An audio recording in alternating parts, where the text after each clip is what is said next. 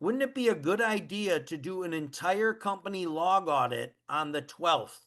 And anybody with a violation in that week, don't let him leave on the 13th. Because what happens if an officer pulls him over on the 13th, 14th, or 15th? What happens? If he was in violation for something on the 12th, 11th, 10th, 9th, 8th, 7th, right? Mhm. You're going to get written up for it. Well, how come you won't give me a load on the 13th? Because they're doing road check and I looked at your log on the 11th and it's false and over hours, right? Do Gotcha. you, do you really want to get pulled over during a blitz when they're checking their logs when the driver clearly has a violation in the previous week? Now, let's say he had a violation 2 weeks ago. Is that in the log at roadside? No, right? Now, is a driver allowed to correct his logbook?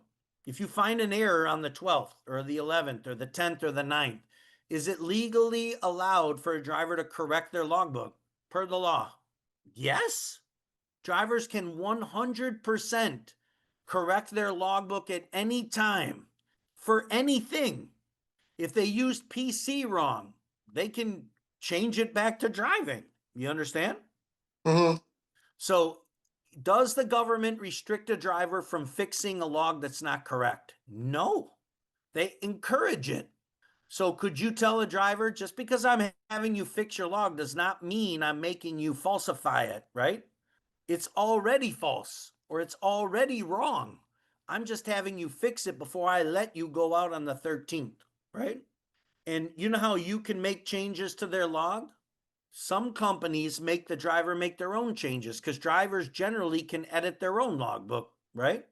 Yeah. So tell them to go edit it. Now, one thing in your power is there's a road check on the 13th to the 15th. I don't want any of my drivers out on the road with their hands in the steering wheel driving around when I know of a violation that occurred in the previous week, right? Hmm. I have a company that says if you get a violation that is unfixable in the previous week, you're suspended for a week. You can't come back until your previous 8 days look good, right? Now, that might be extreme. You only have 7 drivers and 2 of them have issues with their logs, even if they're minor.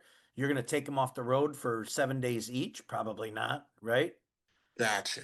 But can you make them correct it? Now, I don't want to use the word make. Don't use the word make. Can you highly recommend they correct a log that you have clearly shown is not correct? Yes. Now, if they refuse to correct it when you know it's wrong, just don't give them a load. Say, I can't afford you to get violated during road check on the 13th to the 15th, not knowing. So now let's go one step further. Doesn't this say right here that they're going to do um, under the driver focus area, they're going to do clearinghouse checks? You see that? You know how you do a limited query annually for all your drivers? And it costs $1.50 to do it in the clearinghouse. I think it's $1.50, right? If you have 10 drivers and it costs $1.50 to do a clearinghouse check, that's $15.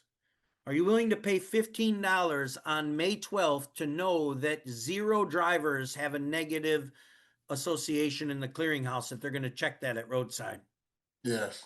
So go spend the $15, run all your current drivers on May 12th just to make sure they go into the road check with no clearinghouse issues. You see that?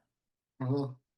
Um, Record of duty status. I already said do an audit company wide for the week leading up to the 12th. Medical examiner certificate.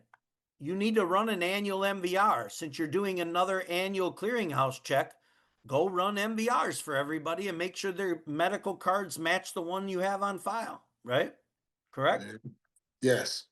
So focus on what they're saying here and go and attack that, right? Now, it talks in here with the logs. You must accurately reflect their times and duty statuses, driving activity. You have to retain the log. You can't have false logs. Um, Ultimately, this is the log audit I just said. So do you see the focus on the road check May 13th to the 15th is basically driver focus, which is mostly logs and clearinghouse and medical cards. So run their MVR, run a clearinghouse and do a log audit. And then the vehicle focus is tires, and I would focus on whether there's enough air in them. It says right here, proper inflation. Now, I did say leaks, tread separation, cults, bulges, sidewall damage, improper repairs. Those are all things that should be common sense. It's this proper inflation. Don't you guys and gals find it odd that out of 100 people polled, how many realize that a flat tire, according to the government, is less than 50%? It's a number you should never forget, ever. Like the next time I get on a call, 2 weeks from now, a month from now, and I say, hey, everybody, when's a tire considered flat? Every Trucking Wins member should say 50%, right? Yes. You should never forget it. And there's certain things you can forget. Like another one you should never forget. Let's just do this because it's not saying it's going to be part of this. And help me out, Trucking Wins team. When is a regular brake on a steer axle, not a long stroke, a regular brake chamber, when is it considered a violation? Meaning, how far can that push rod come out of a steer axle? How far? Anyone? It's a test. Now I'm going to tell you, I've got 13 people, 12 people on this call, and I'm looking at some of the names, and some of you, I've told you this number. Don't get mad at me, but I've said the number. Someone tell me how far a push rod can come out of a steer brake regular air chamber before it's a violation. What's the maximum? Everybody get a pencil and a piece of paper, please. Pencil and a piece of paper. Looks like 1 3/4, right? Yes, Alan. If I had a candy bar, I would throw it at you. It is absolutely 1 3/4 inch on a steer axle regular brake tractor trailer, right? Now let's go to the drives and the trailers. How far can that push rod come out of the push rod for your drives and your trailers on a regular, not a long stroke? Good job, Alan. We should all be very proud of Alan because I am. I don't know where he's looking, but he's looking some more. Thank goodness for Google. I know it's not Google, it's written down, but again, I have another question about air leak. I'm sorry. I know it's We're going to do this first. We're going through these push rods. Everybody write down 2 inches. 2 inches on a drive or steer axle for push rod travel on a regular brake. So as Alan said, it's 1 3/4 on a steer. It's 2 inches on a drive and trailer. Now let's move to long stroke.